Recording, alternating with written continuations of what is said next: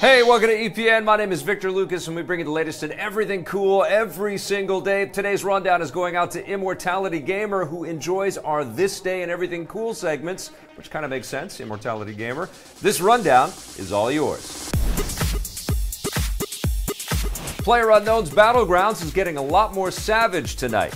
Developer Bluehole has announced that the new map for the game will debut today at 7 p.m. Pacific. It won't be available in the main game just yet. It will instead begin rolling out in special closed test servers, but users can apply for an entry code now on the game's official Steam page. Codenamed Savage, the new map is much smaller than the two existing ones, only 4 kilometers squared, which Bluehole hopes will lead to faster, more intense matches. The map itself is an island in Southeast Asia with bright green jungles and windy rivers that will contrast visually with the locations of the other maps. After it kicks off tonight, the test will run until April 5th, with Bluehole hoping to use feedback from players to tweak the map and make it better. They don't want to repeat the mistakes of the second map, Miramar, which most players didn't enjoy when it launched late last year. Expect a full rollout soon. And Battlegrounds' biggest rival, Fortnite, just got a lot easier to play on mobile devices. Fortnite Battle Royale is now available to download for all iOS users. Until now, it was only available to select users through an invite-only pilot program, but now anyone can jump in. You'll need an iPhone 6s or later model in order to play. Even though it was only available to select users, Fortnite Battle Royale was still one of the most downloaded games on the App Store, raking in millions of dollars in revenue. So expect things to go up considerably now that it's available to everyone. The iOS version offers the same exact game and map as the console and PC version, and it even supports cross-platform multiplayer, which is great news for those who want to play with their friends on other platforms. The downside is that mobile users struggling with touchscreen controls will have to go up against PC users armed with a mouse and keyboard, which doesn't seem like it will be a fair fight at all. As for Android, Epic Games is working on an Android version as well. That's expected to arrive in the coming months. The next film in the Jurassic franchise has sunk its teeth into a director. Universal has announced that the upcoming third Jurassic World film will be helmed by Colin Trevorrow, who already directed the first Jurassic World in 2015. He didn't helm the latest installment, Jurassic World Fallen Kingdom. That one's helmed by Spanish filmmaker J.A. Bayona, but Trevorrow did serve as producer and co-writer. Trevorrow's first Jurassic World earned more than $1.6 billion worldwide and breathed new life into the prehistoric franchise, so it's no surprise that Universal wants him back. This also indicates that he has a good working relationship with the studio and executive producers Steven Spielberg and Frank Marshall, something that probably wasn't the case between him and Lucasfilm. Last year, Trevorrow was fired from directing Star Wars Episode 9 after spending 2 years developing the project, with reports that he was butting heads with Lucasfilm president Kathleen Kennedy. This makes the third Jurassic World movie the first project for Trevorrow after departing the Star Wars galaxy. The new film is slated to break out in summer 2021, but before you start worrying about that, Fallen Kingdom will hit theaters on June 22nd. Marvel is finally bringing back one of their most iconic franchises to comic shelves.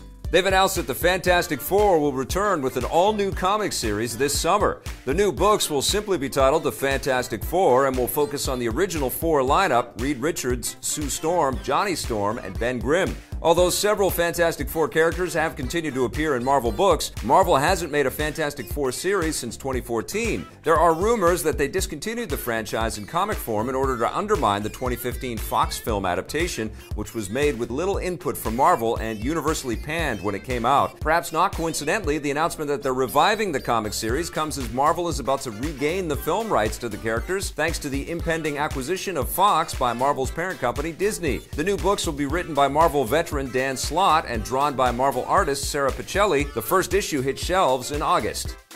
It looks like Amazon won't be taking players on a breakaway after all. The company has canceled their online sports melee game, Breakaway. It was announced back in 2016 and was the first project from Amazon's in-house development company, Amazon Game Studios. It was meant to be an esports-centric game with a strong emphasis on live streaming, with Amazon integrating the game's mechanics with Twitch following their acquisition of that site in 2014. The game itself was playable in a public alpha version last year, but Amazon says it just wasn't turning out the way they hoped, so they've pulled the plug to instead focus on other upcoming projects. They say that there's a small chance they might revive Breakaway down the road if they come up with new ideas, but that seems unlikely. Hopefully their other projects have better luck. It's going to be a little easier to play the upcoming side-scroller Guacamelee 2. Toronto-based Drinkbox Studios has announced that the new game is coming to the PC as well as the already announced PS4. This means the game won't be a PS4 exclusive when it arrives, which will make it that much easier for people to play. This isn't too big a shock.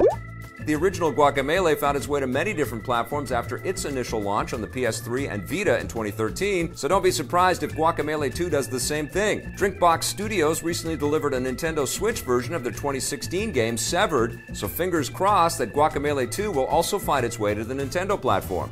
It doesn't have a firm release date yet, but it's expected to arrive sometime this year. And before we take off, congratulations to Steven Spielberg and Warner Brothers for Ready Player One's win at the box office over the weekend. In North America, it made $53 million. It's up to over $180 million worldwide, which is great news for fans of that cyberpunk universe. This is actually Steven Spielberg's biggest movie opening since Indy 4 in 2008, and it's actually got us wondering if we're going to see a sequel to Ready Player One. And that wraps us up for the rundown today. Thank you so much for watching. We'll be back again tomorrow with a brand new episode for you. But in the meantime, click around and check out some of the other content that we made. And if you dig it, hit subscribe, that little bell, and if you're so inclined, that sponsorship button too.